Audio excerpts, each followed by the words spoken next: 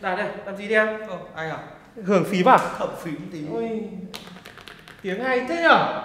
Có cả núm luôn cả. Giày Mod 007 full nhôm 4,5 triệu mà lại. Đắt thế, anh làm gì có tiền chơi với con của này? Em có con nào rẻ rẻ giá ngon không? Giới thiệu cho anh cái. Rẻ à? Ừ. Có rẻ đầy mà. Đeo không? Đẹp. Thế có núm không em? Ui, em có là núm cực to luôn. Được em, đi.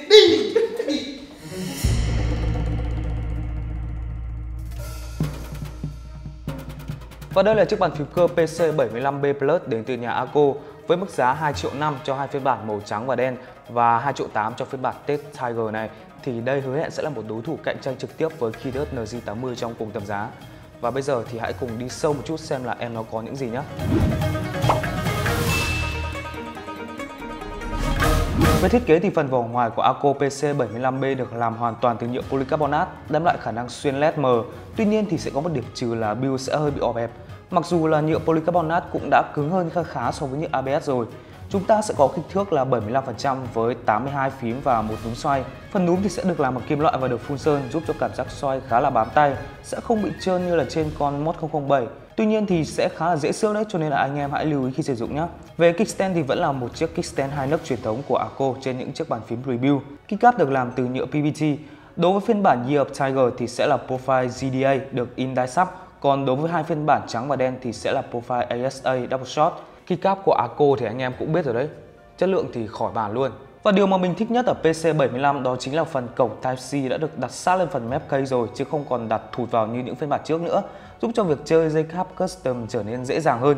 PC75B thì sẽ thuộc dòng Multimode của ACO. Chúng ta sẽ có 3 kết nối chính là dây Type-C, Bluetooth và Receiver 2.4. Theo nhiều nguồn tin mà mình nghe được thì Receiver của PC75B thì sẽ bị delay đôi chút và đôi khi sẽ bị nhảy chữ nữa. Nó không ổn định cho lắm. Tuy nhiên thì trong thời gian sử dụng của mình gần một tuần nay thì mình vẫn chưa gặp một hiện tượng gì cả. Có lẽ là ACO đã khắc phục được lỗi này trong cái lô sản xuất mới rồi. Viên pin sẽ có dung lượng là 3000 mAh, đem lại thời gian sử dụng lên tới hơn một tuần nếu em không bật LED.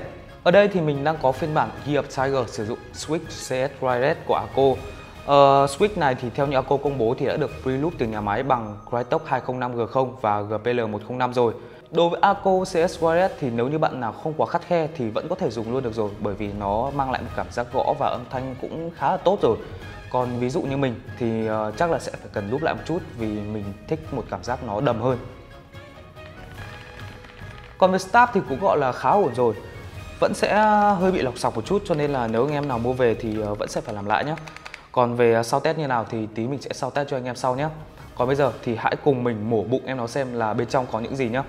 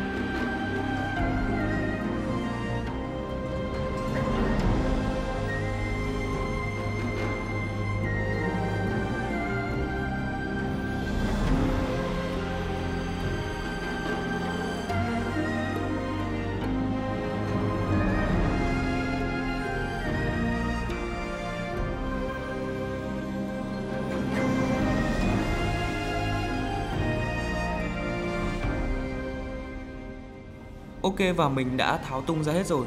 Lúc đầu thì mình tưởng là dễ tháo cơ, nhưng mà cũng khá là mệt đấy. Bởi vì ngàm của nó khá là nhiều và cứng, cho nên là anh em tháo thì hãy cẩn thận hoặc là nhờ ai đó có kinh nghiệm làm hộ nhé. Cái đầu tiên mà mình bất ngờ đó chính là mình cũng không biết cấu trúc con này là nó là cái gì mao. Gasket thì cũng không phải, tray mount cũng không. Nó có 4 cái phít cao su ở mấy cái phần này này. Theo như trên trang web của ACO công bố thì em này có cấu trúc là lever top mount. Mình cũng không hiểu cho lắm. Âm thanh thì nó sẽ nằm ở khoảng giữa của gasket và tray mount. Plate của em này thì cũng sẽ là plate PC giống như ở vỏ case. Ở dưới này thì sẽ là form PCB. Form này thì là form Poron nên là tiêu âm khá là tốt. Tiếp theo thì sẽ là switch pad làm bằng silicon. Cái này thì giống như là cái bài lót PM mà hôm trước mình làm trên Tester 68 ấy. Tuy nhiên thì mình vẫn không hiểu lắm là sao ACO lại làm cái switch pad này chỉ có 3 chân thôi, trong khi mic của chúng ta lại là hot swap 5 chân. Cho nên là nếu anh em mua chiếc bàn phím này về mà có nhu cầu thay switch 5 chân thì chắc là nên vứt cái này đi hoặc là thay bằng form PE. Tiếp theo là về phần mạch, chúng ta sẽ có socket hot swap của TTC và vẫn chỉ là mạch ngược quen thuộc mà thôi. Về LED thì sẽ là LED SMD nhiều chế độ khác nhau, cùng với đó là sẽ có thêm một dải LED gầm ở bên dưới này nữa. Cuối cùng là bottom case, một lớp form được làm bằng silicon dày vãi đạn luôn. Chắc là cái phần trên này cũng phải dày tầm 5mm đấy. Như này thì còn đâu âm để cho nó vang nữa, tịt hết rồi còn đâu. Ok, và mổ xẻ đã xong rồi, mình cũng đã lắp lại keycap và switch rồi. Bây giờ thì hãy cùng làm một chút sound test nhé.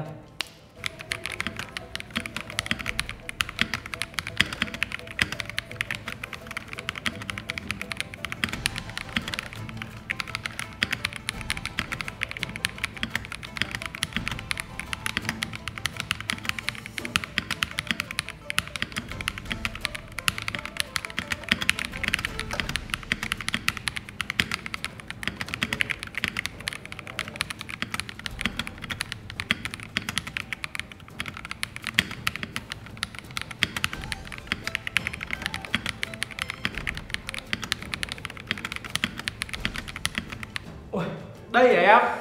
Đây luôn. Được đấy. To. To vãi chưởng. Nếu thích video này, hãy like và subscribe kênh YouTube của Team Pro nhé. Và PC75B cũng đang được bán chính hãng tại cửa hàng của Team Pro. Xin chào và hẹn gặp lại các bạn.